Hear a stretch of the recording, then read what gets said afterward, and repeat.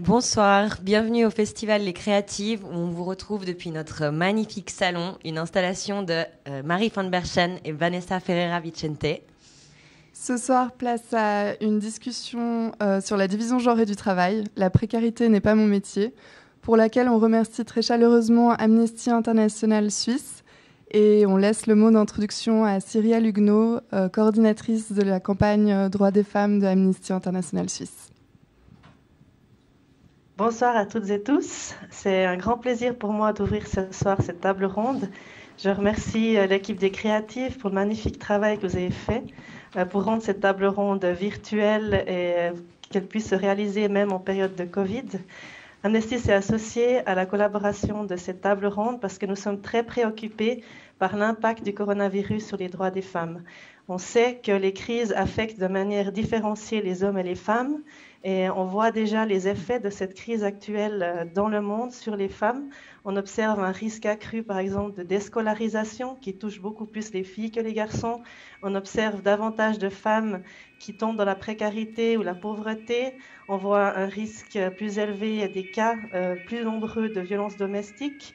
On voit aussi que les femmes accèdent moins à la contraception et aux différents services de santé, de soins sexuels et reproductifs. En Suisse aussi, on a observé déjà des effets différenciés de cette crise. Nos intervenants de ce soir vont certainement y revenir, mais on sait depuis les premiers sondages qu'on a pu réaliser qu'il y a plus de femmes qui ont perdu leur emploi. On sait que les femmes ont aussi beaucoup plus été nombreuses à devoir réduire leur activité professionnelle à cause, par exemple, de la charge supplémentaire qui a pesé sur elles du fait de devoir s'occuper des enfants et de l'école à la maison. Donc l'heure est grave, il est temps que les gouvernements prennent le poids de cette crise et mettent en place des mesures pour pallier les effets discriminatoires sur les femmes. Présentes ici sur le plateau, nous avons plusieurs personnes qui sont engagées dans des syndicats et certainement parmi le public également. En tant qu'Amnesty International, j'aimerais vraiment vous remercier de tout cœur pour votre engagement accru dans cette crise. Vous avez beaucoup de travail en ce moment et nous, en tant qu'organisation des droits humains, nous voyons un peu notre rôle en complément du vôtre pour alerter l'opinion publique sur les violations des droits humains liées à la pandémie et aussi pour donner une plateforme aux personnes qui sont les plus discriminées pour que leur voix soit entendue. Cet été, nous avons par exemple lancé une campagne pour mieux protéger les droits des professionnels de la santé. Nous sommes rendus compte par un rapport qui a analysé 79 pays dans le monde qu'il y avait au moins 7000 personnes du secteur de la santé qui ont perdu la vie due à la pandémie, mais on a très peu d'informations en Suisse. Quelle est la situation du personnel? Comment ces personnes... Il n'y a pas de données officielles à ce sujet, combien sont contaminés, combien ont peut-être dû être en quarantaine, etc. Il y a très peu de données et c'est pour ça qu'on a lancé une lettre ouverte au Conseil fédéral qu'on a remis fin octobre pour demander une étude indépendante. Et on a demandé également qu'il y ait une perspective genre dans cette étude parce qu'on sait que les femmes sont beaucoup plus nombreuses à travailler dans le secteur de la santé. Et on aimerait également qu'il y ait des chiffres sur les autres secteurs essentiels qui montrent l'impact de la crise et des mesures prises par le gouvernement. Donc on va continuer à s'engager. On va également lancer pour le Black Friday une campagne sur Amazon. Toutes les personnes qui sont qui travaillent pour Amazon n'ont pas le droit de se syndiquer. Par exemple, elles sont régulièrement chicanées pour ça. Donc on va demander qu'Amazon respecte leurs droits syndicaux. Et à toutes les personnes qui sont présentes ici, toutes ces femmes qui travaillent en première ligne ou qui sont surexposées au virus, j'ai envie de vous dire ce soir, vous prenez soin de nous et il est temps maintenant que l'on prenne soin de vous. Voilà, je vous souhaite à toutes et tous une bonne soirée et je me réjouis de cette discussion. Merci beaucoup Cyrielle Huguenot. Donc, je rappelle que vous êtes coordinatrice de campagne Droits des femmes à Amnesty International. Merci pour cette introduction.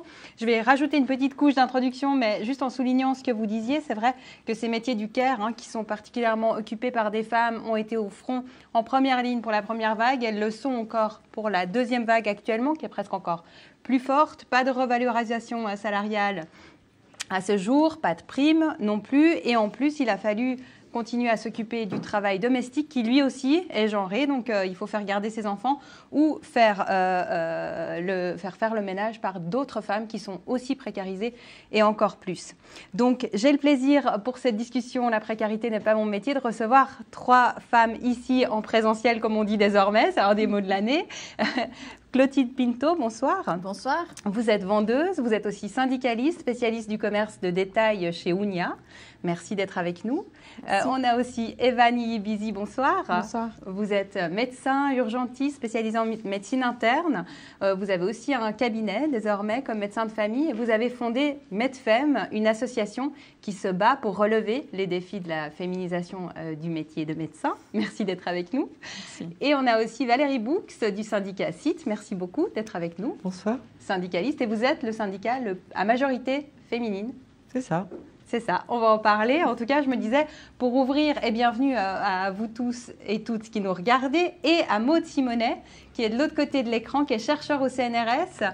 Elle est avec nous, elle connaît bien la question du travail gratuit et du bénévolat. Et Maude, on va vous faire intervenir à différents moments de cette discussion pour ponctuer un peu nos dialogues ici en présentiel et pour vous inclure. Merci en tout cas à toutes d'être là.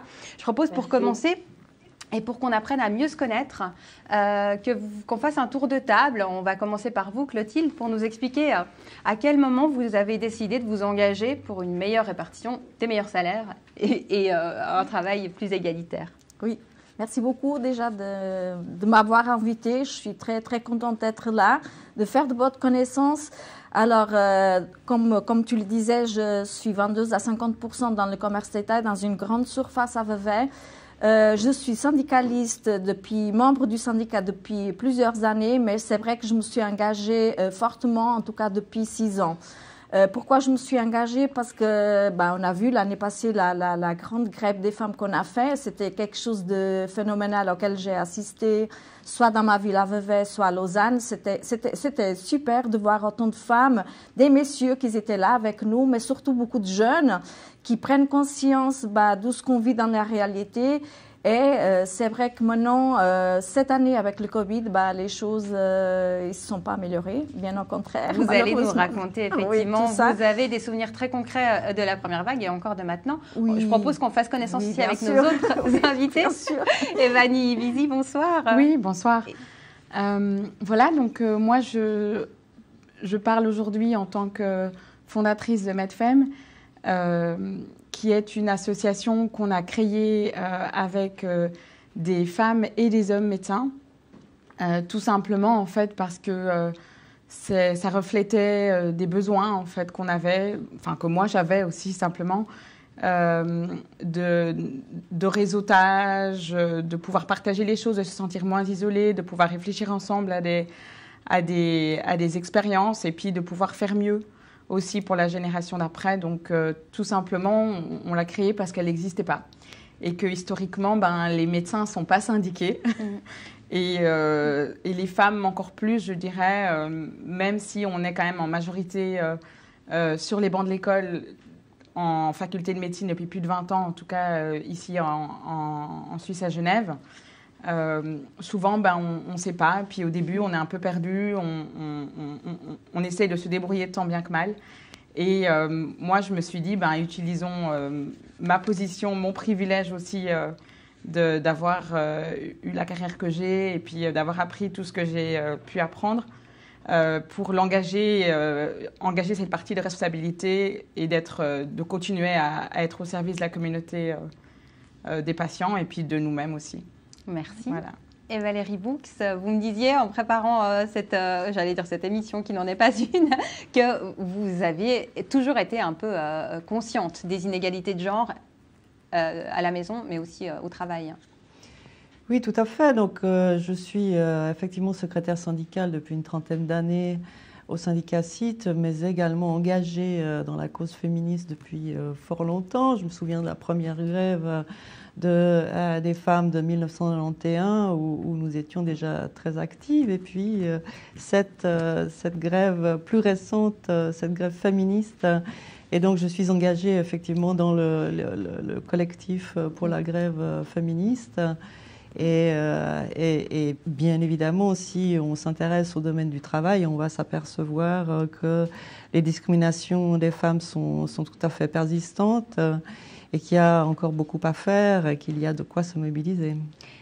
La santé, donc, un métier essentiel, c'est aussi un des mots de l'année. On disait présentiel, mais essentiel, c'est aussi devenu un métier de l'année. Et une observatrice militante aussi de la cause des femmes. Voilà le tour de table qu'on a aujourd'hui. Peut-être avant de passer la parole à Maud Simonet sur un premier recul, vous, dans la première vague de Covid et encore aujourd'hui dans la deuxième, qu'est-ce qui vous a semblé le plus inégalitaire, disons, dans le fait d'être en première ligne ? Alors, je voulais déjà parler au niveau du commerce détail. C'est vrai qu'avant la grève des femmes, il y avait très peu de gens qui parlaient de la vente. Que ce soit une caissière ou que ce soit mes collègues qui sont dans les rayons, les gens, ils n'en parlaient pas beaucoup. Et cette visibilité, elle était faite due à la grève des femmes. On a commencé à parler de ces secteurs importants, essentiels, mais qui s'étaient très cachés parce que justement, les gens, ils parlaient pas forcément beaucoup. Lors de la première vague, c'était très compliqué pour mes collègues. Parce que déjà on n'avait pas les mesures de protection, que ce soit aux caisses, les plexiglas, les gants, le sample désinfectant, ou même le masque. À un moment donné, il y avait la rupture dans toute la Suisse des masques et mes collègues, s'ils voulaient se protéger au niveau du masque, il fallait qu'ils achètent eux-mêmes ce masque-là. Donc les clients aussi, ils étaient pas, on ne savait pas du tout ici en Suisse, on n'était pas du tout préparés. Donc les gens, quand ils arrivaient dans le magasin et puis ils voyaient les rayons qui manquaient, les pâtes, le riz, un exemple, et puis c'était mes collègues aux caisses qui devaient accepter puis recevoir un petit peu cette colère et cette frustration des clients parce qu'ils ne trouvaient pas la marchandise. Maintenant, lors de la deuxième vague, il y a un autre aperçu de la chose, c'est qu'il ne faut pas qu'on fasse les mêmes erreurs directement ou indirectement qu'ils étaient faites lors de la première vague. Mais donc, les mesures de protection, ils sont là, OK, mais il y a quand même une peur de beaucoup de mes collègues de tomber dans le licenciement au travail à racheter, même les entreprises aussi. Donc, il faut qu'on prenne des leçons des erreurs qu'on a commises lors de la première vague, mais qu'on ne les transmet pas, que ça se fasse lors de la deuxième vague. Bien sûr que les gens, ils avaient peur de perdre l'emploi lors de la première vague. Bien sûr que dans certaines entreprises, pas la mienne, il y a eu du mobbing ou un peu du chantage pour que les gens ils viennent travailler. S'il y avait des mamans tout seules, parce qu'on sait que c'est un secteur où la majorité c'est féminine, on arrive à plus de 65% de gens qui travaillent, que ce sont des femmes. On connaît très bien les salaires qu'on a et on sait très bien qu'il y a beaucoup de gens qui ont de la peine à réconcilier vie de famille, vie professionnelle. Il y avait des gens, comme je disais avant, pas dans l'entreprise où je travaille, qui avaient un certificat médical, mais que l'employeur, il l'obligeait à venir travailler, mais que cette personne-là, elle n'avait pas une solution de garde pour son gamin. Et donc ça, c'est des choses qu'on ne peut pas accepter. Je suis désolée, on ne peut pas accepter ce genre de choses. Donc vous, si je résume, on avait eu beaucoup peur pour la santé dans la première vague, et puis là, on ajoute en plus la peur du licenciement, de la perte d'emploi et la fatigue. La fatigue, même constat. Parce que, excusez-moi, on sait que c'est dans la vente encore, c'est des cadences, les journées, c'est des cadences très, très pénibles, parce que, en plus, maintenant que les restaurants sont fermés, les gens, ils achètent davantage parce qu'ils consomment plus, ils font plus de repas à la maison. Donc, c'est vraiment des journées très, très pénibles, très fatigantes pour mes collègues. Quand vous sortez à 19h ou 17h le samedi, vous arrivez à la maison, vous voulez un petit moment de pause parce qu'il faut évacuer un petit peu ce stress, cette pression que vous vivez dans la journée, dans votre lieu de travail. Même constat, parce que juste à Eva Nibizi, pour rappeler aussi, on cherchait une infirmière ou une aide-soignante qui pouvait venir, vous disiez, vous avez cherché pour nous aussi, puis elles sont vraiment épuisées et trop occupées, quoi. Oui, je pense qu'aujourd'hui, je me permettrai de prendre la parole aussi au nom de tous les autres travailleurs de la santé, même si moi, je suis médecin. C'est sûr que ce qu'on a pu voir durant la première et la deuxième vague, et en fait surtout mettre en lumière, c'est que tout l'hôpital, toute la structure médicale, que ce soit le cabinet, la permanence ou les urgences, où moi j'ai surtout plus d'expérience en travail, c'est que en fait l'infirmière et le médecin ne peuvent pas fonctionner seuls. Il faut des nettoyeuses, des nettoyeurs, des laborantins, des magasiniers, des secrétaires. des livreurs. Enfin, c'est tout un écosystème, toute une ruche, je dirais, pour pouvoir continuer à donner en tout cas une médecine de qualité et de sécurité pour les patients. Donc aujourd'hui, je vais essayer j'espère en tout cas que ma parole pourra représenter ceux qui font en fait que moi j'arrive à faire mon travail, que nous arrivons à faire notre travail comme une équipe et qui peut-être n'ont pas été suffisamment applaudis. Je pense aux techniciens de radiologie, je pense aux gens qui stérilisent les instruments, à toutes les personnes qui au début de la première vague sont sortis de leur cadre habituel pour pouvoir nous trouver des équipements. Et ça, je rejoins tout à fait, je partage tout à fait les inquiétudes du début d'avoir de pouvoir en tout cas travailler de pouvoir se protéger. Et aussi, on s'est très vite rendu compte que simplement, du jour au lendemain, les infirmiers, les infirmières ou les aides-soignants, le personnel de la santé n'avaient tout d'un coup ne pouvaient plus laisser leurs enfants, par exemple, chez les grands-parents, que les gardes, les crèches étaient fermées. Donc, on a dû beaucoup réfléchir en dehors du cadre. Et on a, par exemple, eu la chance ici à Genève de pouvoir se mobiliser avec l'Association des étudiants en médecine de Genève qui ont organisé assez rapidement, de manière très fluide, des groupes d'aide pour les soignants.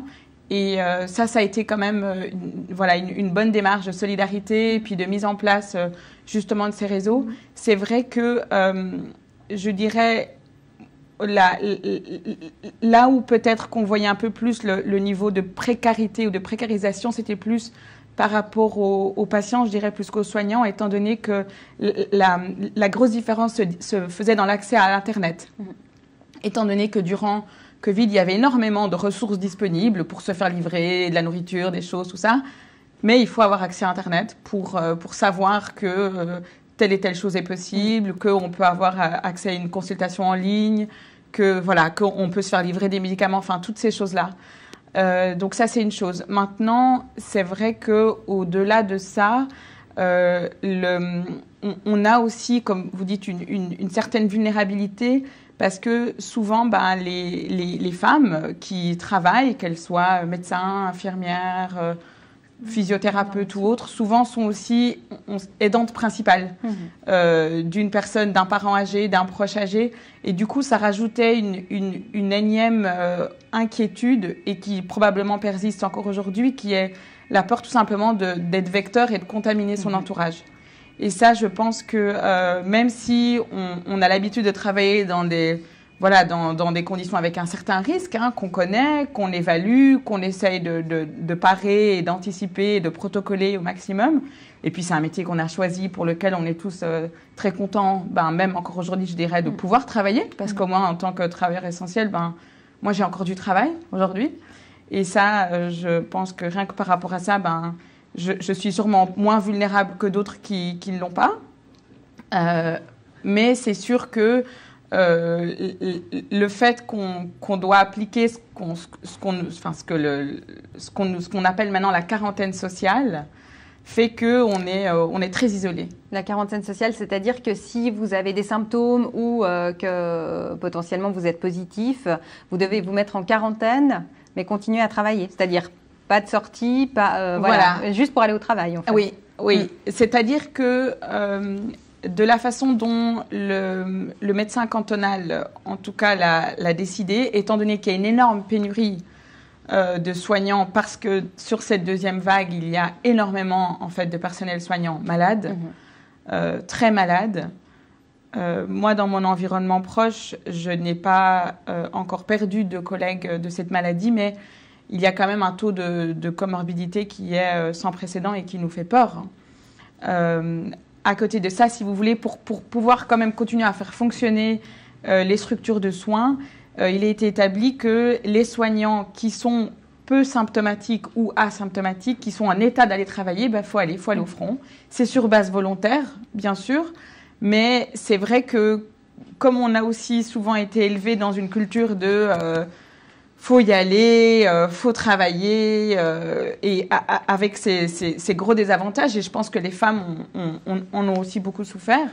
C'est vrai que on n'est plus dans une quarantaine sociale, on est dans un isolement social. Donc on le fait pour notre travail, mais à un prix aussi d'une certaine, d'un certain isolement qui pour lequel peut-être que ces effets-là psychologiques seront à évaluer à moyen ou long terme. Mais vous avez gardé toujours ce lien, ce élan, solidarité, parce qu'on l'a vu dans le commerce d'État, et comme je disais, c'était des conditions, et puis c'était des journées très, très pénibles, hein, c'est très fatigant, mais il y a eu quand même cette solidarité entre nous, et ça existe encore maintenant, donc ça c'est important aussi de le relever. Votre manière d'être ensemble et de vous distribuer le travail, vous vous rendez plus service, ou ça a pris quelle forme cette solidarité? Alors il y a une solidarité entre nous, c'est-à-dire que si on veut aller aider dans le rayon, on va dans le rayon, on est plus unis. Donc ce Covid, donc il est quand même, comment dire, parce que donc le Covid, on est venu accentuer donc déjà dans les secteurs essentiels, que ce soit les soins, le commerce détail, où la majorité c'est la main d'œuvre et c'est des femmes. Donc c'est nous encore qu'on paye et qu'on payons encore à prix fort cette crise sanitaire, hein, dans ces secteurs-là. Mais en même temps, il est venu aussi nous sauder davantage. Donc, ce lien de solidarité, il a été là lors de la première vague et puis il est toujours là. Et ça nous fait aussi peut-être avancer aussi et puis à pouvoir rester en bonne santé au service de la population, parce que c'est quand même un secteur qu'on doit être de garder un équilibre quand même, malgré la difficulté. L'équilibre dont vous disiez qu'il est d'autant plus précaire dans cette deuxième vague. Valérie Boux, vous qui travaillez auprès des syndicats et qui êtes engagée, comment on explique que, alors évidemment, la crise économique fait peur à tout le monde, dans d'autres secteurs aussi, mais que cette première vague n'ait pas encore réussi à obtenir... pour les soignants ou pour le personnel essentiel, une revalorisation salariale, finalement. On se dit, si ça n'a pas marché, qu'est-ce qui marchera?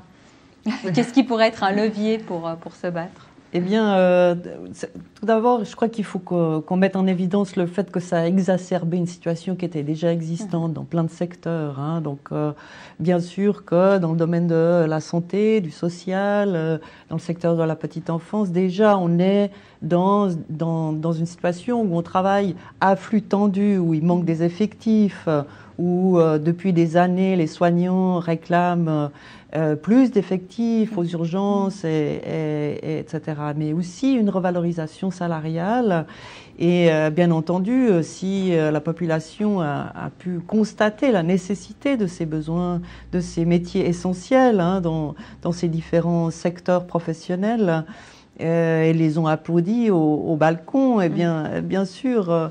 les syndicalistes, les femmes engagées dans les syndicats réclament depuis des années une revalorisation de ces métiers, des soins, de l'accueil des enfants, et également de tous ces métiers qu'on a aujourd'hui qui sont exercés par les femmes, peu qualifiées, et dans la vente, le nettoyage, l'hôtellerie-restauration, les femmes de ménage, enfin, etc. Donc on a bien entendu la nécessité de non seulement de mettre en lumière ce travail essentiel, mais que les conséquences d'une perte d'emploi, les conséquences d'être mise au chômage partiel, par exemple, eh bien, c'est qu'on a déjà des tout petits salaires, et ces petits salaires, ou si on travaille encore à temps partiel, eh bien, on s'aperçoit que recevoir 80% de son revenu dans ces circonstances, c'est évidemment rapidement être en situation de difficulté financière, de précarité. De même que beaucoup de femmes travaillent sur appel, avec des contrats à durée déterminée qui sont courts, du travail temporaire, et donc dans un premier temps, toutes ces formes d'emploi eh bien, n'étaient même pas éligibles au RHT, au chômage partiel, hein, et c'est encore le cas partiellement. Donc on voit bien que les femmes sont dans des situations qui aujourd'hui, au fond, elles subissent de plein fouet, d'un point de vue économique, de point de vue parce que, a priori, d'emblée, déjà aujourd'hui, maintenant, elles ont des conditions de vie, de travail plus précaires et problématiques. Alors, bien entendu, on a eu, par exemple, la situation des employés de l'économie domestique où, du jour au lendemain, elles se sont retrouvées sans emploi, mais pas seulement sans emploi. C'est-à-dire que, pour la peur du virus ou parce qu'il y avait des difficultés économiques de les payer, on les a tout simplement mis à la porte. Mais qu'est-ce que ça signifiait? Ça signifie, et ça signifie encore, le fait que non seulement elles perdent leur travail, mais également leur logement. Et donc, on a vu ces grandes files, et on voit toujours d'ailleurs toutes ces personnes qui sont contraintes, au fond, de chercher des cornets de nourriture et se trouver dans cette situation, parce que effectivement, on a affaire à des personnes qui sont dans la précarité ou des statuts non reconnus, sans statut légal. On va revenir effectivement aussi à d'autres facteurs de précarité, parce qu'il y a la division genrée du travail, mais pas que. Mais je propose d'écouter Maude Simonet, qui est donc avec nous. Maude, si on doit chercher les racines de cette division genrée du travail, où est-ce qu'on la trouve? Une des racines qu'on peut creuser, ça a été déjà un petit peu évoqué, c'est la question du travail domestique, la division genrée du travail rémunéré et la dévalorisation du travail des femmes, parce qu'en fait, elle est genrée, mais elle est aussi hiérarchisée, cette division du travail. Elle est profondément ancrée dans cette division entre travail domestique et travail non domestique, dans cette assignation des femmes au travail domestique que les travaux des féministes ont largement mis en lumière dans les années 70, elles qu'elles n'ont pas forcément toutes expliquées de la même façon, et on pourrait y revenir, mais en tout cas, ce qu'elles ont mis en évidence à propos de cette assignation des femmes au travail domestique, c'est qu'elle reposait sur un mécanisme d'invisibilisation du travail comme travail, un mécanisme de déni de travail. C'est pas du travail, c'est de l'amour. Et donc, ce travail gratuit, c'est pas simplement un travail moins une rémunération, mais c'est vraiment un déni du travail et même un déni, j'ai envie de dire, de la travailleuse, qui est plus travailleuse, qui est mère, qui est bonne épouse, etc.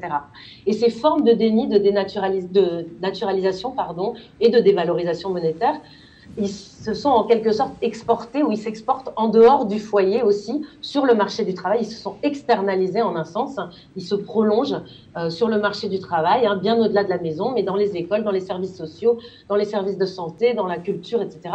Où au fond, cette question du déni de travail, au nom de valeurs, est toujours présente en fait. On n'a jamais réussi complètement à l'éteindre. C'est toujours difficile finalement de se faire reconnaître pleinement comme une travailleuse et pas naturalisée comme femme. C'est toujours difficile de dénoncer ces conditions de travail, de dire la pénibilité du travail par exemple.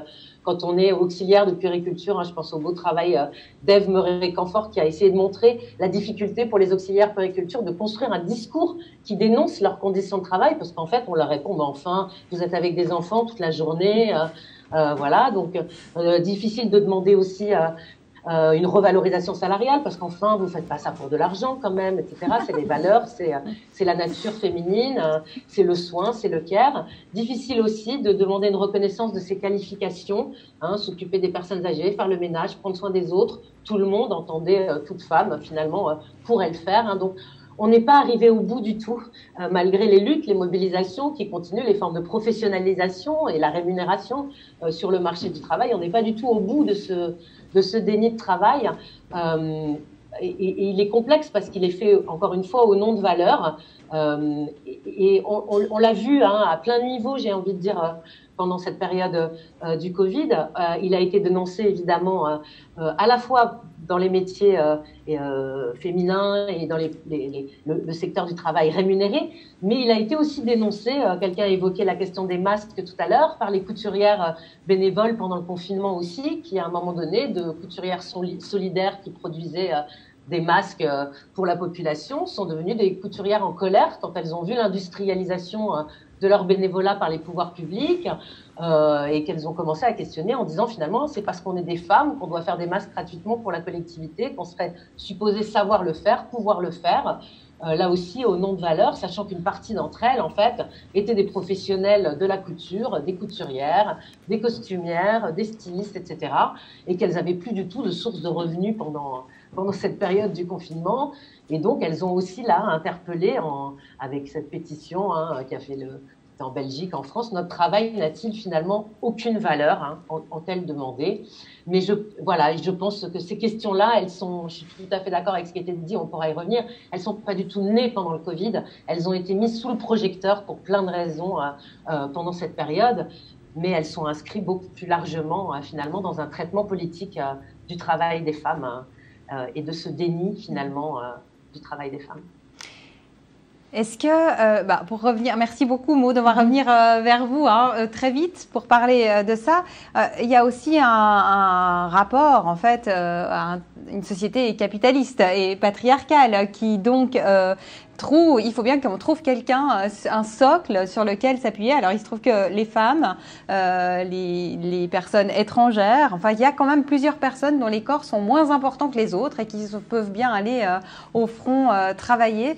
C'est quelque chose que vous vivez aussi, ça, cette utilisation, disons, économique du corps des femmes? Je pose la question à... Non, moi, je vous laisse peut-être répondre. L'utilisation économique du corps des femmes. Est-ce qu'on nous en parle? Non, mais par exemple, même parce que c'est vrai, je ne voudrais pas déformer les propos de Maud, vous me dites si je dis des bêtises, mais de dire finalement, les femmes, elles ont le devoir de faire tout le travail domestique, le travail de la charge mentale des uns et des autres, que tout le monde se porte bien. Mais par exemple, en médecine, on a moins d'études pour soigner les femmes, on est moins armé pour soigner les femmes qu'on l'est pour soigner les hommes. Oui. Enfin, voilà, il y a plein d'échelons à partir duquel, pas seulement sur la division du travail, mais cette culture dont vous parlez, Maud, est-ce qu'il y a des moyens de la changer? Je pense qu'un des exemples qui a été assez mis en avant, en tout cas durant cette crise qui existait déjà auparavant, c'était typiquement la protection des femmes enceintes qui travaillent à l'hôpital essentiellement. Ça, je pense que ça a toujours été un grand cheval de bataille. D'ailleurs, je pense que le corps infirmier, pour parler de corps, le corps infirmier a probablement souvent ont réussi à mieux s'organiser autour de ça. Dans disons, je peux pas vraiment donner des chiffres précis parce que je ne suis pas je connais pas les détails, mais en tout cas ce qu'on peut voir c'est que le plus souvent les infirmières qui sont enceintes arrivent à sortir des soins quand elles sont dans des soins qui sont jugés plus à risque en termes de grossesse, et elles ont un peu mieux réussi à protéger cet aspect-là et elles-mêmes et aussi leur fœtus. Ce qui est beaucoup moins le cas chez les femmes médecins. Et c'est vrai que ça c'est un nœud qui reste assez difficile à dénouer. Et maintenant, par exemple, durant la crise du Covid, au départ, on disait que les femmes enceintes n'étaient pas à risque. Les premières études étaient sur des tout petits collectifs et finalement, l'âge des femmes enceintes était aussi plus jeune et tout ça. Finalement, sur les études qui sont sorties dans le Lancet en 2020, en tout cas cette année, on a vraiment bien pu voir que, en fait, c'est pas vrai. Les femmes enceintes sont beaucoup plus à risque. Elles ont jusqu'à 5 fois plus de risques d'hospitalisation, de faire des Covid sévères, d'aller aux soins intensifs. On sait que le virus passe à travers le placenta, qu'il y a du coup plus de risques de prématurité de par le fait que la maman est à risque. Et donc, tout ça a fait que les sociétés médicales ont donc changé un peu leur attitude par rapport au corps de la femme enceinte dans ce qu'elle peut ramener économiquement, on peut dire, si on veut revenir ça, en disant ce sont des femmes vulnérables et bien sûr, donc dans ce cas-là, il faut pouvoir les protéger. Maintenant, ce qui est... on rentre dans un espèce d'imbroglio parce qu'en effet, la loi, donc l'ordonnance de la protection de la maternité dit que les femmes, toute femme doit être protégée sur son lieu de travail et il s'agit, c'est la responsabilité de l'employeur de pouvoir assurer sa sécurité et donc d'aménager le travail tel quel. Maintenant, c'est difficile de faire du télétravail quand on est une infirmière en réanimation ou autre.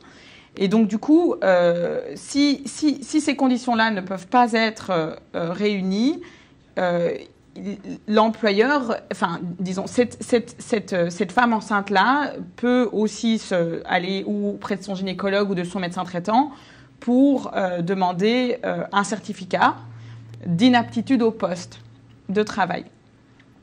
Mais ce certificat-là fait qu'après, il incombe de la responsabilité de l'employeur de payer en fait le salaire de cet employé pour lequel on ne peut pas assurer un poste de travail en toute sécurité. Et là, on rentre dans un imbroglio. Donc, assez souvent, la médecine du travail, les l'hygiéniste du travail disent allez plutôt demander à votre médecin traitant ou votre gynécologue un certificat d'arrêt maladie. Parce que comme ça, le salaire est payé plutôt par l'assurance perte de gain de l'employeur. Et voilà, mais du coup, ça veut dire quoi? Ça veut dire qu'un corps de femme enceinte est malade.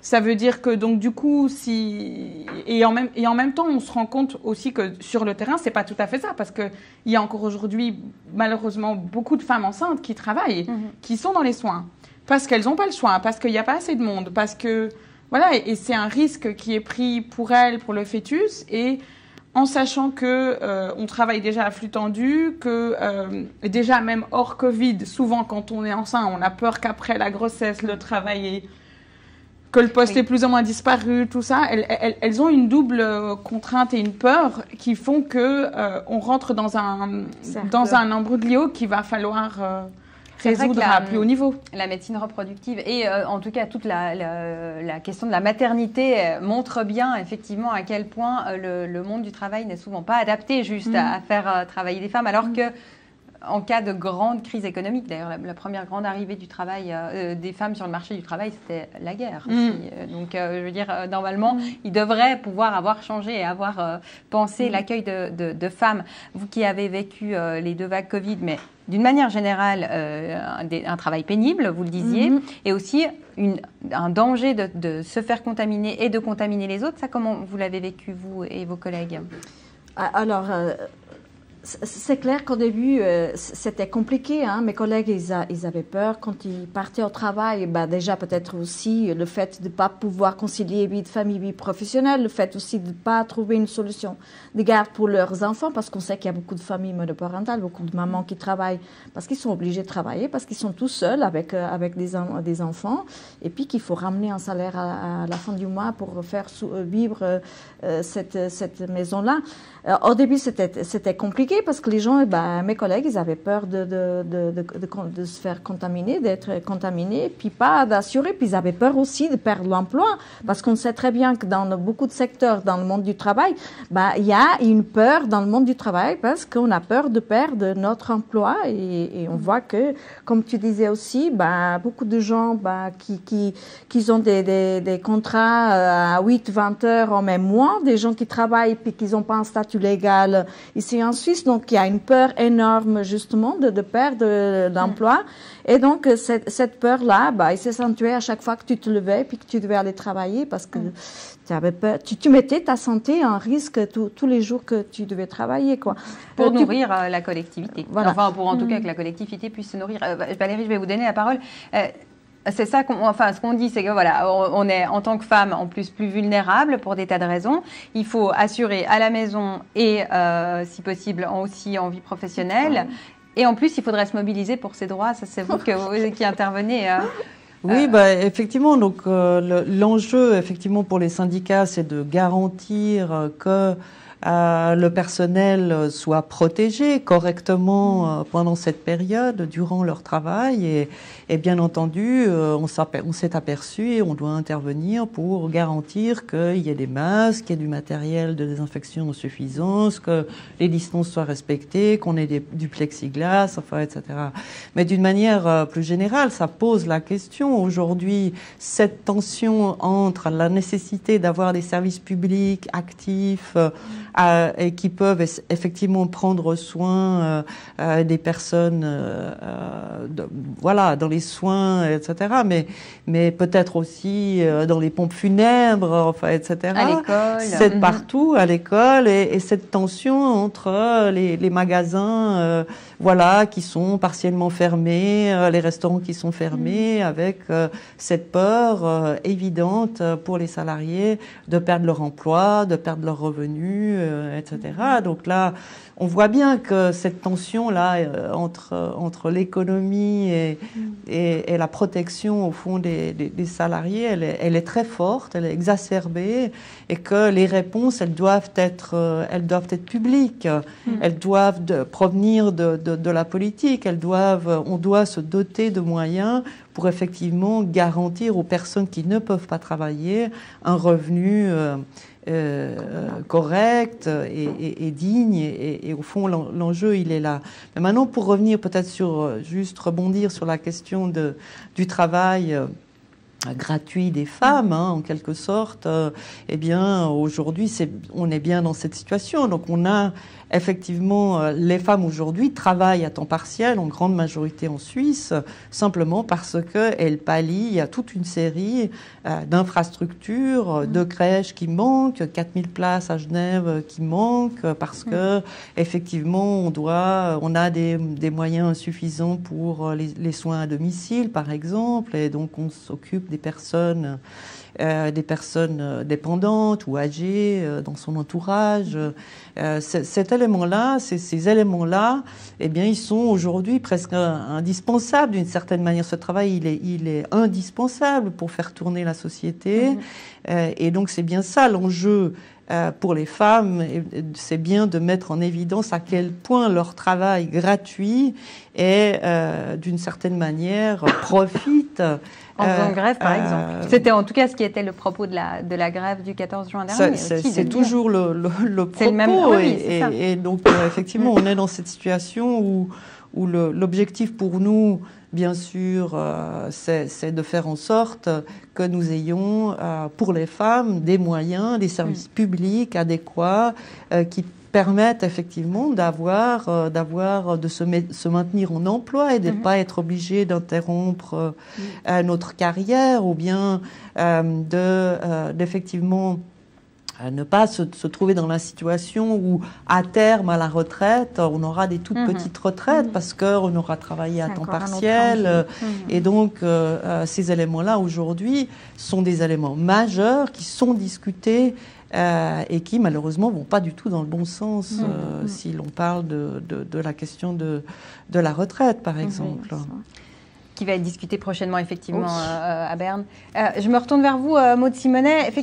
La mobilisation et puis aussi la question du droit particulier des femmes au travail, à travailler dans des conditions dignes et à être rémunérées pour leur travail. Est-ce qu'il n'y a pas aussi un problème de trop d'hommes dans les syndicats? Enfin, vous voyez ce que je veux dire, je m'exprime très mal, mais est-ce que historiquement, les syndicats n'étaient pas trop masculins? On le voit maintenant, et c'est pas le cas du syndicat CIT, qui est donc un syndicat. Mais je sais pas chez Ounia si vous êtes... Il y a quand même une grande... et on discute beaucoup, il y a quand même une grande proportion des femmes qui doivent être représentées, qui sont représentées... On en parle. Mais historiquement, c'était le cas, Maud Simonet? Non, mais en fait, c'est la question... Qui n'est pas historienne, mais sociologue, mais oui. Pardon. La question, en fait, c'est aussi celle de la division du travail dans ces espaces-là et la division du pouvoir, en fait, dans ces organisations. Moi, j'ai peu travaillé sur le syndicat, j'ai beaucoup travaillé sur le monde associatif. Et en fait, quand on analyse le monde associatif comme un monde du travail, eh ben, on retrouve une division genrée finalement du travail, même dans le travail bénévole dans le monde associatif. C'est pas du tout les mêmes qui vont au quotidien nettoyer les locaux de l'association et puis ceux qui vont être dans les bureaux nationaux des associations. Donc on a aussi finalement ces phénomènes de plafond de verre ou de murs de verre, puisqu'on peut donc il y a ces enjeux-là effectivement de division du pouvoir dans ces mondes du travail militant avec des divisions, j'ai envie de dire de genre, mais ou sexuées, mais il y a aussi des divisions sociales, c'est très fortes dans ces espaces-là. Il y a des divisions raciales aussi très fortes. Donc voilà, moi je connais mieux le monde associatif à ce sujet-là que le monde syndical, mais c'est extrêmement fort. Je veux dire, le monde de l'entreprise n'a rien à envier au monde associatif sur ces questions-là. Donc il y a cet enjeu-là qui est fort, et effectivement, peut-être dans le monde syndical, il y a eu plus peut-être de mobilisation sur ces enjeux-là qu'ont permis, mais enfin les carrières de femmes dans le syndicalisme, elles sont encore plus difficiles que celles des hommes. Il y a pas mal de travaux qui documentent ça, donc pour plein de raisons. Donc on est aussi là finalement. C'est du militantisme, mais c'est aussi un monde du travail avec une division du travail, une division du pouvoir, des tâches qui sont assignées aux uns et plus qu'aux autres. Il y a eu des très beaux travaux en sociologie des mouvements sociaux qui ont justement cherché à répertorier qui fait quoi, en fait. Et je vous dis d'aller jusqu'à voir, effectivement, qui prend la parole, qui représente, mais qui aussi ferme les locaux, ouvre les locaux, fait à manger, nettoie la salle, etc. Et c'est assez frappant en termes de division. Mais il y a peut-être autre chose. Donc il y a ça en termes de, j'ai envie de dire, travail militant pour les organisations militantes. Il y a cet enjeu-là. Et puis, il y a peut-être quelque chose d'autre derrière et qui concerne les syndicats, mais pas que, qui concerne aussi plus largement, en fait, la définition du travail avec laquelle on réfléchit, en fait, et qui me semble, et du coup, ça concerne les syndicats, mais ça concerne aussi, finalement, les chercheurs, ça concerne aussi les enquêtes qu'on met en place, les discussions qu'on a, où au final, moi, je reste, et je ne suis pas la seule à le dire, mais assez persuadée qu'on a encore une définition du travail qui est très androcentrée, c'est-à-dire la figure du travailleur, c'est avant tout un homme. Quand on pense travail, en fait, même si on met travailleurs et travailleuses, il y a encore beaucoup d'espace où finalement la représentation de qui travaille, quel est le travailleur et de quoi on parle quand on parle de travail, c'est encore une représentation très masculine. Et même si on va tous dire travail domestique, et pourtant, quand on pense travail, c'est rare d'inclure en fait les tâches domestiques, notre travail domestique dans notre définition du travail. Et ça, pour moi, c'est un enjeu fort. Alors, c'est un enjeu évidemment pour les syndicats qui sont peut-être les premiers qui devraient se poser. Moi, je suis syndiquée, et j'ai même pris des fonctions nationales dans mon syndicat, donc je parle aussi en ayant les pieds dedans, donc voilà. Mais je pense que c'est un enjeu fort de pas simplement regarder finalement le travail justement comme étant le travail rémunéré dans l'entreprise, mais penser qu'il y a aussi plein de formes de travail qui ne sont pas rémunérés aujourd'hui, qui sont pourtant essentiels, qui font tourner la société, vous l'avez évoqué tout à l'heure, qui font tourner le capitalisme. C'est ça le discours d'une grande partie des féministes des années 70, c'est de nous dire le travail domestique des femmes, c'est la base et l'envers du capitalisme. Sans cette usine-là, l'autre usine ne peut pas tourner. Et finalement, en se développant, le capitalisme a fait en sorte qu'on construise une femme au foyer. Alors aujourd'hui, elle n'est pas juste au foyer, elle est au foyer et sur le marché du travail en même temps, mais qu'on l'assigne finalement à ces tâches-là pour pouvoir faire fonctionner le système capitaliste. Et je pense que voilà, à mon sens, mais ça nous concerne tous, j'ai envie de dire, on n'a pas tiré complètement profit, on n'a pas été au bout de la révolution féministe à la fois scientifique et politique sur le travail domestique, qui est une révolution autour de la définition des frontières du travail, en fait. Qu'est-ce qu'on appelle travail? Qu'est-ce qu'on met dans le travail? À quoi on est prêt à donner de la valeur? Et pas que des valeurs, mais aussi de la valeur, justement, pour que les gens puissent en vivre, puissent avoir des conditions dignes. Voilà, et je pense qu'il y a des enjeux forts. Et je terminerai peut-être là-dessus. Je trouve qu'à ce titre, par exemple, les syndicats d'étudiants, je pense par exemple aux syndicats comme Solidaires étudiants qui existent à la fois en Suisse et en France, qui réfléchissent à la question du salaire étudiant, en fait. Ils ont peut-être un temps d'avance sur pas mal d'autres syndicats parce qu'ils essayent de réfléchir à la question des frontières du travail, finalement, et de qui on veut payer et pourquoi, et à quoi on veut donner finalement une valeur dans notre société. Merci Maud. On va aborder le troisième chapitre de notre discussion plus sur les solutions, mais juste avant, quand même, c'est important aussi ce que vous disiez, on va rebondir là-dessus. On a beaucoup délégué le travail domestique aux femmes, et puis maintenant, il y a des femmes qui travaillent, qui peuvent grimper dans la hiérarchie. On a tendance à encore une fois s'en débarrasser sur des personnes migrantes, par exemple. On trouve toujours quelqu'un à qui déléguer ce travail domestique. Et je sais que vous vouliez parler d'intersectionnalité aussi, Eva, mais c'est peut-être pas de ça que vous vouliez parler, je vous lance mal. Mais allez-y. Je vous donne la parole, peu importe, et puis après on abordera les solutions. Non, mais on peut tout à fait parler des solutions. Je rebondis en fait sur ce que vous disiez parce que ça me parle beaucoup. Et c'est vrai que nous, quand on a réfléchi à la naissance de Medfem et à ce qui est important pour nous de mettre dedans, nous, on voulait apporter notre solution constructive en fait et du coup, plutôt que de rester de mettre en évidence juste ces divisions, parce qu'on sait qu'elles existent, c'était clair comme de l'eau de roche, on voulait plutôt essayer de voir, trouver des solutions interdépendantes. Donc, c'est sûr que nous, on s'est dit de toute façon, même en tant que minorité, moi je suis une femme afro-péenne qui est grandie ici en Europe en grande partie, et du coup c'est vrai que j'ai toujours été, comment on dit en anglais, first, only different. J'ai toujours été la première ou la seule ou la plus différente, donc j'ai toujours été dans je sais pas comment dire. Enfin bref. FOD, look it up.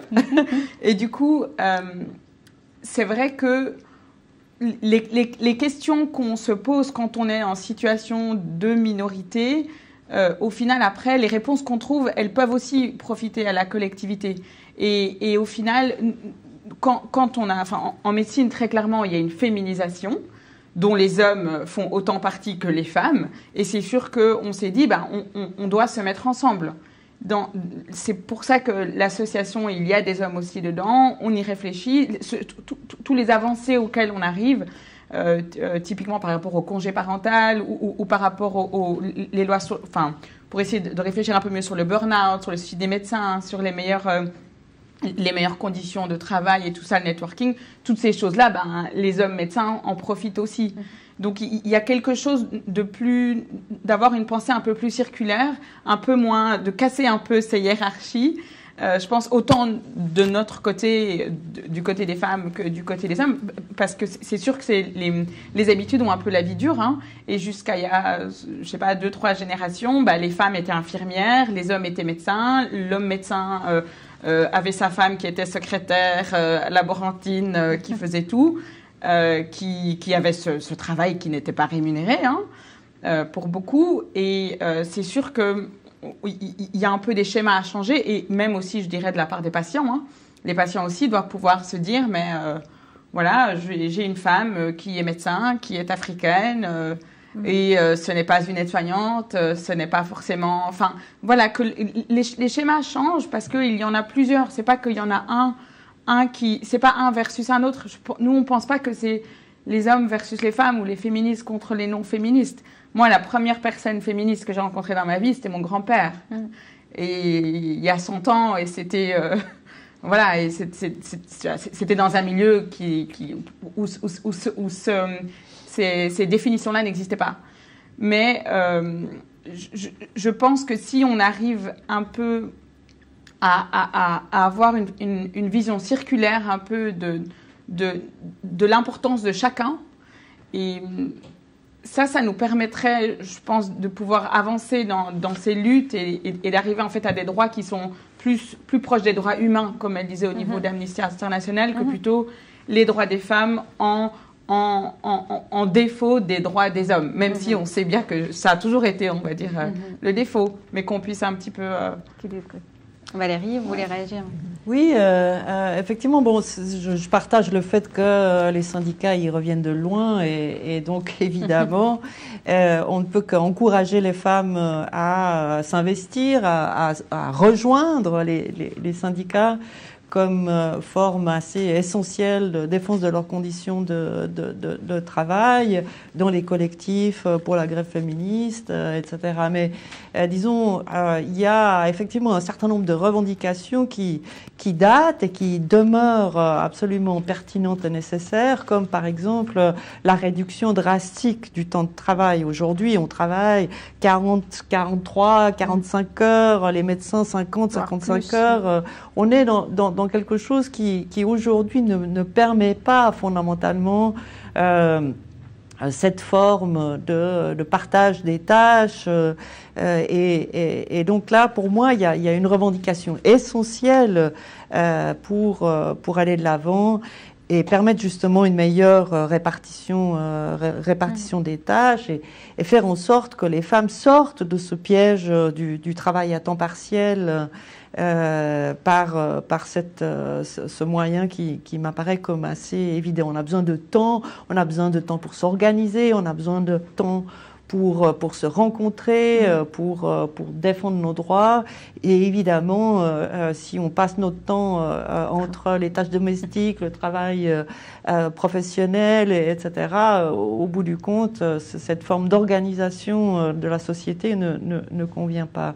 Mais il y a aussi tout cet aspect qui m'apparaît comme aujourd'hui essentiel, c'est de faire en sorte qu'on reconnaisse ce travail gratuit, ce travail domestique dans nos assurances sociales. C'est-à-dire de faire en sorte que aujourd'hui on renforce, par exemple, prenons l'exemple de l'AVS, qui est vraiment un dossier chaud et important aujourd'hui. Effectivement, dans ce cadre-là, nous avons une forme de reconnaissance du travail éducatif. Pour autant qu'on soit marié. Pour autant qu'on soit évidemment marié. Mais cet élément-là, il est à améliorer, il est à renforcer, parce que c'est un système qui est solidaire. Aujourd'hui, on s'aperçoit évidemment qu'avec les petits revenus, les femmes, voilà, elles ont, si on parle de la retraite et du deuxième pilier, elles vont avoir une rente de 67% inférieure à celui des hommes, par le simple fait qu'effectivement, elles ont des petits revenus, des temps partiels, etc. Donc là, il y a effectivement un enjeu de renforcer le premier pilier qu'est l'AVS, et évidemment, cette perspective de faire travailler les femmes encore une année de plus est tout à fait inacceptable. Inacceptable parce qu'elles ont toujours des salaires bien inférieurs, parce que le simple fait de supprimer la discrimination salariale permettrait de financer la mesure à ces fameux 8 milliards qu'on veut sur 10 ans, permettrait de financer cette année supplémentaire qu'on veut faire travailler aux femmes. Donc là, on voit bien qu'il y a des enjeux. Pour les femmes, c'est de concevoir effectivement l'activité professionnelle en incluant le travail gratuit, ce travail du care, ces soins aux proches comme à valoriser dans toutes nos assurances sociales. Des solutions chez vous. Ça reste donc se syndiquer quand même, c'est votre solution principale pour mener. C'en est une, bien sûr. Parmi d'autres. Parmi d'autres. Oui, alors, je voulais revenir sur le syndicat et le rôle des femmes. Je peux pas laisser de mentionner que déjà dans le syndicat auquel je suis depuis plusieurs années, la présidente c'est une femme. Donc ça montre aussi qu'il y a une grande volonté de faire avancer donc une meilleure représentation des femmes. Au niveau des solutions, au niveau du travail, c'est se syndiquer, c'est très important. C'est le message que je transmets aussi à mes connaissances, à mes collègues. C'est avoir ce rapport de force aussi. Pour qu'on puisse faire avancer certaines choses améliorées. On a vu qu'il y a, c'est long, c'est compliqué, mais il faut pas abandonner. Il y a certaines petites victoires qu'on a réussi quand même à faire passer, déjà avec la grève des femmes, déjà avec cette prime pour le personnel du commerce détail, même si c'était pas la prime qu'on a demandé au début, une revalorisation des salaires pour l'année prochaine. Je tiens à préciser que mon employeur avec beaucoup de luttes, beaucoup de temps, puisqu'on doit quand même, quand on va discuter en tant que délégué syndical, c'est quand même toute la journée qu'on est là. Il faut y aller, il faut faire des propositions, il faut faire des concessions, des compromis, mais on arrive, c'est pas non plus la revalorisation des salaires, l'augmentation salariale qu'on voulait, mais c'est quand même une reconnaissance. Donc à partir de l'année prochaine, il y aura une augmentation salariale, que ça sera du général, c'est plus du mérite comme ça fait des années qui était faite. Une vraie revalorisation donc même, je dis encore une fois que si c'est pas ce qu'on voulait au début, il y a une augmentation salariale générale que ça sera faite. Donc c'est s'investir, ça demande du temps, comme tu disais aussi. C'est vrai, encore une fois dans la vente, on a des horaires ouverture des magasins à rallonge. On voit que dans certaines villes, il faut tout le temps lutter, contrer ces prolongations. On voit au Parlement, le Conseil fédéral, avec des initiatives d'émotion qu'ils ont essayé de faire passer compliquées justement pour casser un petit peu ce temps de travail, pour le rallonger aussi. il faut se battre tout le temps, il faut s'investir dans le syndicat, il faut s'investir déjà dans son entreprise en faisant passer le message aux collègues, de dire que c'est important de se syndiquer, c'est important de revenir de venir aux séances, qu'on fasse à Berne, qu'on fasse dans le local de travail, dans le syndicat de section. Mais il faut pas lâcher. Il y a certaines victoires qu'on a obtenues. Hein. Il y a une meilleure représentation au niveau des femmes aussi dans le commerce détail. Bien sûr qu'on peut pas changer du jour au lendemain les choses. Ça vient de loin. Hein. On a vu que ça vient de loin, cette lutte que nous les femmes, qu'on ait un travail, que ça soit reconnu, le travail non rémunéré aussi, que c'est un gros dossier. L'augmentation de l'âge de la retraite aussi, auquel on doit être très attentif. Hein. On l'a convaincu à 3 ans en arrière. Moi, j'étais là aussi. Et puis, justement, toutes ces associations, les syndicats aussi, nous, les femmes aussi, les collectifs, pas collectifs, les jeunes aussi, les retraités, il faut qu'on soit avec nous. Donc, pour justement combattre encore cette injustice. De ce côté-là, merci beaucoup Clotilde. Donc j'ai quelques questions du public, mais en gros, donc la solution, en tout cas les pistes de solutions qu'on trouve ici, ça reste vraiment continuer à travailler à la maison, mais se battre en plus pour ses droits. Ensemble, oui, voilà. C'est important. Donc, je vais passer la parole à Maude, parce qu'il y a, c'est la même question que se pose aussi le public. Quelles sont les pistes pour éviter la division genrée du travail? Les vôtres, Maude, et puis après, il y aura encore 2 questions du public. Une grosse question, je pense que j'ai pas la réponse. Oh, on est déçus alors. Ah, oui, je suis désolée. J'ai beaucoup étudié les pistes qui ont été proposées et puis et je les étudie toujours, mais non, je rentrerai pas directement sur cette réponse-là, mais peut-être moi j'ai envie de décaler un tout petit peu sur plutôt ce qui se passait dans la période là tout de suite. Moi, j'ai l'impression qu'on est à un moment aussi un peu où il y a des choses qui se dessinent. On est à un moment un peu ambivalent. Alors, je devrais pas en tant que sociologue avoir le nez comme ça sur la période, ça se fait pas, mais quand même, même sans avoir trop de recul, il s'est joué quelque chose sur cette période du Covid, sur ces questions de travail des femmes et de travail gratuit. Je suis pas la seule d'ailleurs à souligner, qui est assez ambivalent. C'est-à-dire, d'un côté, on a une espèce de caricature de ce recours au travail des femmes, aussi bien, on l'a dit, les femmes salariées étaient au front dans tous les métiers, plus l'appel aux bénévoles, l'appel aux volontaires dans les hôpitaux, aux élèves infirmières, aux couturières pour faire des masques, aux parents pour s'occuper des enfants, dont on sait que c'est quand même beaucoup les mères, etc. Donc, il y a eu une espèce là de laboratoire ou de caricature finalement de cette mobilisation des femmes pour la reproduction de la vie, en fait, si on reprend les termes des féministes sur le travail de reproduction. On a vu combien il était au cœur et combien il était appelé, mais même depuis les sommets de l'État. Je veux dire, nous, en France, on n'avait jamais eu des appels au bénévolat aussi explicites. Moi, j'ai beaucoup travaillé, par exemple, sur le bénévolat aux États-Unis et en France. Là, j'avais vraiment l'impression d'être sur un schéma américain avec le président qui nous dit qu'on est en guerre et qu'il faut que tout le monde se mobilise. Et entendez, quand on entend tout le monde se mobilise, en fait, quand vous regardez les chiffres du bénévolat, dans la santé, dans le travail social, etc., ce sont essentiellement des femmes qui sont mobilisées. Donc, on a eu vraiment... parce que les autres, ils travaillent. Voilà, c'est ça. Donc, on a eu une espèce de caricature, en fait, de cet appel, finalement, au travail des femmes payées ou non rémunérées. Et en même temps, justement, comme ça a été peut-être si caricatural ou si fort, ça a été, je crois que c'est Valérie qui le disait et je le reprends aussi, sous le projecteur quand même. C'est-à-dire que ce travail, cette dimension essentielle en fait du travail reproductif des femmes qui fait que justement elles permettent de reproduire la vie et que tous ces enjeux de reproduction sociale finalement dans les métiers de femmes comme dans le travail gratuit des femmes, c'est comme si quelque part on n'a plus vraiment à en faire la démonstration aujourd'hui. C'est comme s'il avait été rendu visible, en fait, à un moment donné, sous ce projecteur. Il existait avant. J'étais très sensible à ce que disait Valérie sur les services publics. Moi, j'ai été beaucoup interviewée pendant cette période-là sur « Oh, mais alors, il y a plein de bénévoles qui vont venir. » Mais je disais « Mais en fait, les services publics, en France, ils fonctionnent avec du travail gratuit depuis un bon moment. Des bénévoles, des jeunes en service civique, du volontariat, etc. En fait, ça fait même partie d'une forme de dégradation du travail dans ces services-là. Et en fait, on nous présente ça comme la réponse à une crise, mais en fait, c'est sans doute une des parties du problème, en fait. Je veux dire, des jeunes volontaires qui viennent donner un coup de main dans des urgences complètement débordées et qui n'ont plus assez de personnel. Moi, je l'ai étudié avec des collègues il y a 3 ans à l'hôpital, donc on n'était pas dans le Covid et pourtant il y avait déjà ces enjeux-là qui se posaient. Donc voilà, mais simplement, ça n'est pas nouveau, mais ça a été rendu visible.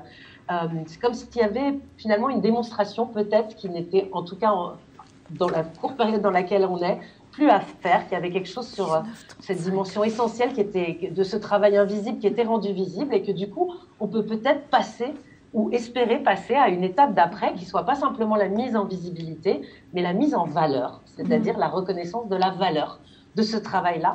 Et une des choses qui, moi, fait que j'ai un espoir, même si je travaille sur des choses qui parfois m'enlèvent beaucoup d'espoir, mais c'est que dans cette période, il y a eu beaucoup de conflits autour de la valeur de ce travail-là.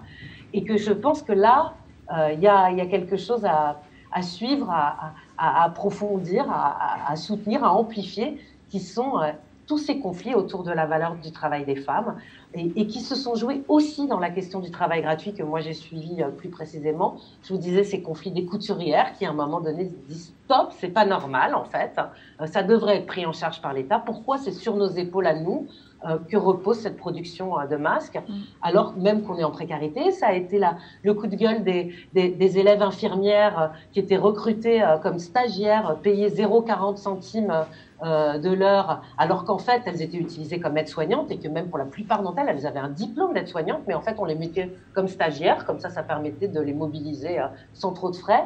Ça a été le cri aussi de colère des mères de famille en Allemagne qui ont envoyé leur facture de leur surtravail domestique au Länder.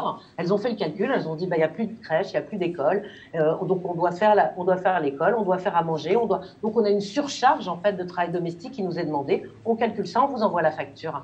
Et donc il y a eu pendant finalement cette période des conflits autour, peut-être pas tant de la mise en visibilité, parce que pendant un moment on l'a vu, mais de la mise en valeur. Et je pense que c'est quelque chose qui, pour moi, peut porter de l'espoir en termes de solutions. Voilà. Merci de nous amener un petit peu d'espoir. Je pense que vous voulez réagir. Il y a aussi une question qui rebondit un petit peu là-dessus. Par rapport, vous voulez d'abord parler peut-être de l'espoir avant que je repose. Moi, je voulais parler justement de la valeur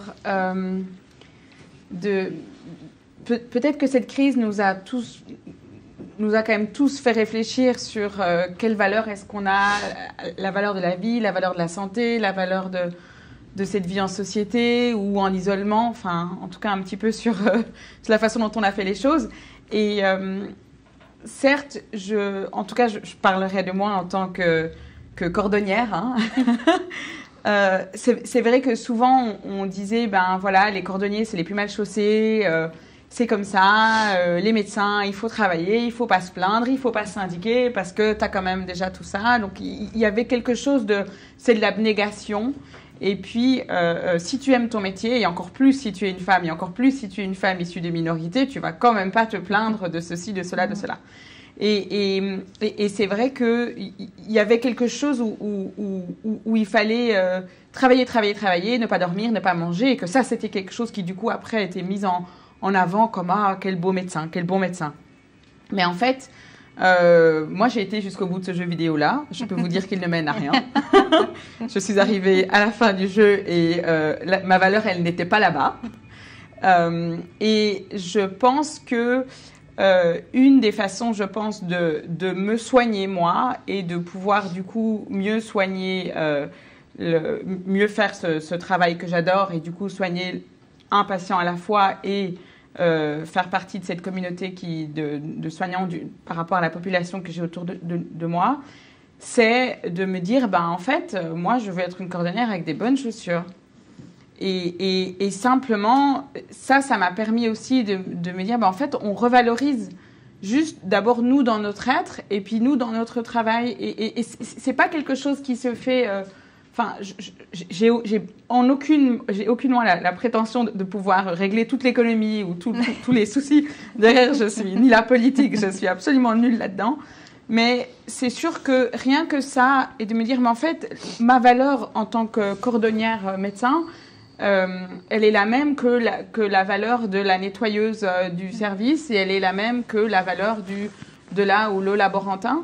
Et Martin Winkler, typiquement dans son livre L'école des soignantes, il déconstruit un petit peu tout ça, mais ça nécessite de casser quelque chose de hiérarchique qui dit que les valeurs, elles sont distribuées verticalement, et c'est des points comme ça. Je pense, en tout cas, dans le métier du soin à l'humain, d'humain à humain, de personne imparfaite à personne imparfaite aussi, je pense que c'est quelque chose qu'on va probablement de plus en plus devoir développer et s'accrocher, parce que c'est ça qui a fait en fait qu'on a réussi à traverser les obstacles durant cette crise, parce qu'on a vu que malgré tous les sous qu'il y avait ou qu'il n'y avait pas, c'est pas vraiment ça qui a fait la différence. Mais j'ai l'impression, pour rebondir sur ce que vous dites, que cette hiérarchie, cette culture dont parlait Maud Simonet, c'est quand même une culture ou une forme de masculinité toxique, sans vouloir faire ma féministe. Mais c'est vrai qu'on nous a appris à obéir à celui qui est en haut, qui en général était un homme, qui se plaignait pas, donc c'est aussi ça, cette culture qu'il faut réfléchir autrement. Pour redistribuer la valeur sans forcément la monétariser, c'est ça. Mais je pense aussi que ce travail qu'on fait entre femmes aujourd'hui de libération libère aussi automatiquement les hommes. Pour moi, c'est assez... parce que cette masculinité toxique, peut-être que nous, on en est plus vocal parce qu'on se le sort, mais il y a quand même énormément d'hommes aussi qui n'ont peut-être pas encore le vocabulaire ou peut-être pas encore l'espace pour pouvoir le dire, mais qui en bénéficieront et qui sont aussi qui font aussi vraiment partie d'une grande majorité de cette société de demain qu'on est en train de créer aujourd'hui. Moi, je suis assez optimiste, même si je suis parfois pessimiste sur le terrain. Je me dis quand même que on est dans une crise, mais moi, je pense à cette nouvelle civilisation, à cette nouvelle façon de travailler, d'être ensemble, de se soigner les uns les autres dans quelque chose d'une interdépendance, que c'est sûr que si le médecin va bien, si le soignant va bien, le soigné, il pourra aussi aller mieux, que c'est clair et net que si on peut lever le voile sur tous ces travailleurs qui ont été invisibilisés, que ce soit la caissière de la Migros, tous les gens qui ont fait travailler une économie à l'arrêt, une société, un pays à l'arrêt, mais qui a quand même continué à fonctionner, à permettre aux gens de faire leur télétravail, de manger, de se nourrir, les enseignants, c'est vrai qu'on n'en a pas assez parlé, mais peut-être que ça, on va, dans la nouvelle civilisation qui est en train de naître, peut-être qu'eux, on les replacera autrement. Il y a une question, vous voulez réagir? Oui, je voulais réagir parce que moi je suis plutôt pessimiste à vrai dire. J'ai l'impression qu'aujourd'hui l'enjeu ça va être à qui on va faire payer cette crise. Et pour les salariés, je crois qu'il y a véritablement un enjeu aujourd'hui, les femmes en particulier, puisqu'on voit bien elles ont des conditions de travail, de précarité, de revenus moindres, et effectivement à partir du moment où il s'agira de payer la facture d'une certaine manière, eh bien on va faire en sorte que ce soit les salariés qui payent cette facture. Et nous, comme syndicalistes, il y a lieu là, effectivement, de dire non, eh bien non. Au fond, ce travail, cette solidarité, ce travail public, cet effort que toutes les femmes et les hommes aussi ont fait et ont produit pour surmonter cette crise. Au fond, il conviendrait maintenant de trouver d'autres formes de recettes, de recettes fiscales. Et là, l'argent, il faut aller le chercher là où il existe. Depuis le mois d'avril, les millionnaires de ce pays ont vu leurs revenus augmenter de 32%. Et donc là, il y a quelque chose où si on ne résout pas fondamentalement la question de la répartition des richesses, eh bien, on peut avoir de grandes inquiétudes sur la suite, sur l'augmentation du chômage, sur les revenus. Pour rebondir complètement sur ce que vous dites, il y a quelqu'un du public qui pose la question du RBI, donc du salaire universel, et je vais vous donner la parole après, mais ça répond aussi un peu, ça rebondit sur ce que disait Maud Simonet, de dire, il y a les femmes effectivement, mais il y a aussi les jeunes qui se retrouvent maintenant effectivement à enchaîner les stages, parce qu'on peut se battre pour les salariés, mais il y a ceux qui n'ont pas de salaire et qui ont de la peine et qui rament. Vous parliez du salaire étudiant. Le RBI, vous pensez que là, il y a une solution à trouver, que ça peut aider? Le revenu universel? Je peux prendre la parole, oui. Puisque j'ai pas pu. Oui, pardon, excusez-moi. Oui, alors ça serait une des pistes. Ça serait une des pistes. On a parlé déjà un petit peu en arrière justement de ça. D'ailleurs, on avait voté, mais on n'a pas eu trop d'écho, non? Oui, un petit peu, mais pas trop. Oui, alors ça serait une des pistes aussi. C'est vrai que moi, je voulais juste parler un petit peu avant. Moi, je voulais garder l'espoir. Je garde l'espoir, peut-être même malgré mon âge, je ne sais pas. Alors, cette crise, ce Covid, cette grève des femmes, elle a mis en lumière beaucoup de choses. Ça existait déjà avant, comme nous, les femmes. Mais on sait très bien qu'aussi, nous, les femmes, nous sommes les piliers de l'économie d'un pays. Hein. On est en train de parler de la Suisse. Nous sommes quand même les piliers de ce pays-là. Et puis, il faut continuer à se battre. De certaines améliorations, elles ont été faites, et puis c'est le moment de pas lâcher, puis de continuer où ce qu'on a déjà, le travail qu'on a déjà commencé, et puis de le faire aboutir à des meilleures conditions pour toutes. Bien sûr que ça va pas être facile, je suis bien consciente que non, mais où ce que nos ancêtres ils ont fait, les femmes en 91, nous on l'a fait l'année passée aussi, et donc ça serait aux jeunes aussi d'inculquer ça. On voit qu'ils sont très ouverts, ils sont très solidaires, ils s'impliquent davantage dans beaucoup de manifestations. Hein. On peut parler de la grève du climat aussi, qui a aussi des répercussions dans les questions sociétales, des problèmes, que ce soit dans le commerce, les heures d'ouverture des magasins, les caisses automatiques qui ont un impact néfaste pour le climat aussi, beaucoup de choses qui sont liées. Et donc, si nous tous et toutes, on reste solidaires et puis on continue le travail qu'on a déjà commencé à 2-3 ans en arrière, je suis sûre et certaine qu'on peut changer encore beaucoup de choses. Donc, c'est pour ça que je garde l'espoir. Beaucoup je reste positif. La convergence des luttes, donc, pour Clotilde Pinto. Je crois qu'on arrive au bout. En fait, j'ai pas ma montre, donc voilà, on me dit 10 minutes encore. Donc, parfait. Je sais pas si vous voulez dire un mot de la fin. Maud, vous avez déjà dit un peu le mot de la fin, mais est-ce que vous avez envie encore de dire un... C'est vrai que je pense qu'il faut nuancer le propos parce que même si nous, on est optimiste, c'est vrai qu'on a encore beaucoup de choses à faire pour la génération future. Je pense que c'est sûr que si ce qui est fait est décidé maintenant, au niveau décisionnaire ou je veux dire ou sur le terrain, si on n'a pas en lumière justement ces métiers de demain, voilà, dans quelles conditions, qu'est-ce qu'on leur donne, qu'est-ce qu'on leur laisse et comment est-ce que nous, on va pouvoir tirer les leçons de cette période-ci pour pouvoir leur apporter quelque chose de concret et puis sur lequel ils pourront se baser. J'ai envie de dire, on risque juste de tourner en rond. Donc, c'est sûr que nous, en tout cas, c'est quelque chose qu'on garde toujours en tête. Et même si les jeunes sont très engagés, ils sont peut-être moins optimistes que nous, je pense. Et je pense que là, on leur doit plus que ce qu'on fait maintenant. Valérie. Ouais. Oui, donc pour moi, il y a véritablement un enjeu autour de l'augmentation du chômage, hein, qui non seulement est très réel aujourd'hui en Suisse, mais qui touche bien sûr les jeunes, les femmes, etc. Donc il y a véritablement un enjeu de création d'emplois aujourd'hui.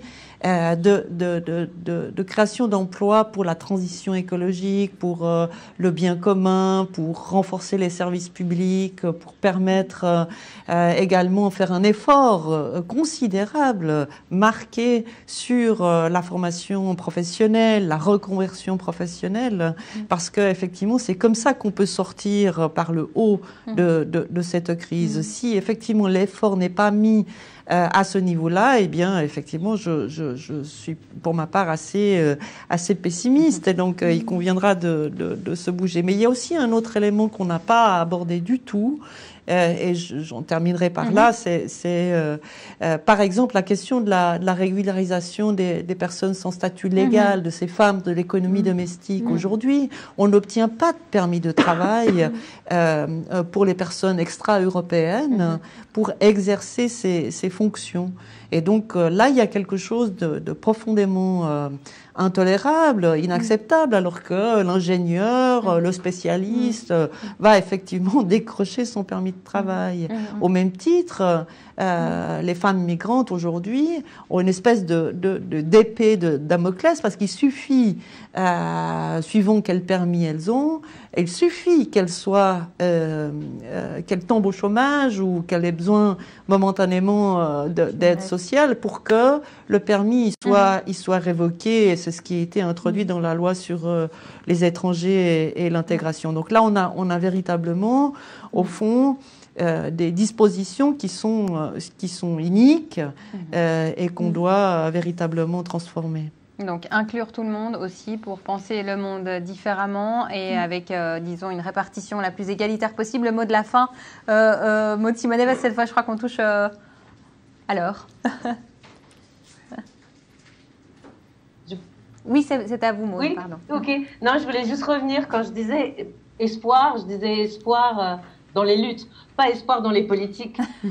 Les politiques mises en place. Je veux dire, on évoquait juste la question des jeunes, j'en ai pas parlé ici, mais moi j'ai beaucoup documenté toute la multiplication et la démultiplication de ces statuts de travail gratuit, semi-gratuit, entre le bénévolat et l'emploi, etc. Et qui pour les jeunes aujourd'hui sont une espèce de carrière évidente. Je suis bénévole là, puis ensuite j'ai un service civique, puis ensuite j'ai peut-être un petit emploi tremplin, puis ensuite machin.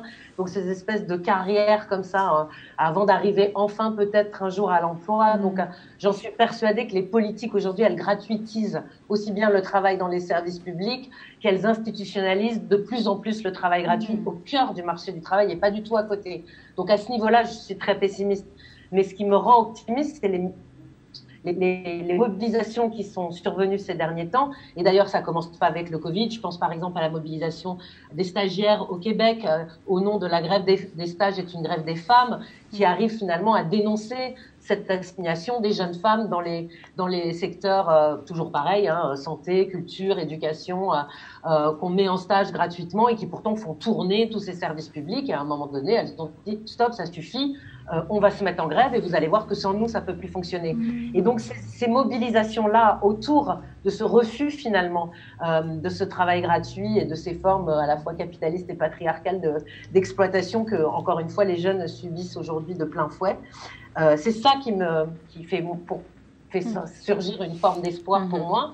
Et je pense, donc pour compléter ce que disait Valérie, que je pense qu'on s'en sortira pas uniquement en luttant, même si c'est déjà un énorme morceau autour de la répartition de la valeur, mais qu'on doit aussi lutter autour de sa définition et qu'il faut qu'on arrive à tenir les deux en même temps, c'est-à-dire comment la valeur se répartit, mais aussi qui et comment on la définit collectivement.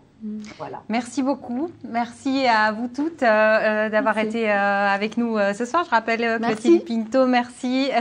Evan Ibizi, merci beaucoup. Valérie Boux. Et puis Maud Simonet aussi. Merci aux créatives d'avoir organisé. Et puis à toute l'équipe qui stream. Il n'y a que des hommes qui streament cette vidéo. Voilà, les filles, on est dans la lumière. Voilà. Merci beaucoup. Ça change un peu. Merci. Ça change un peu.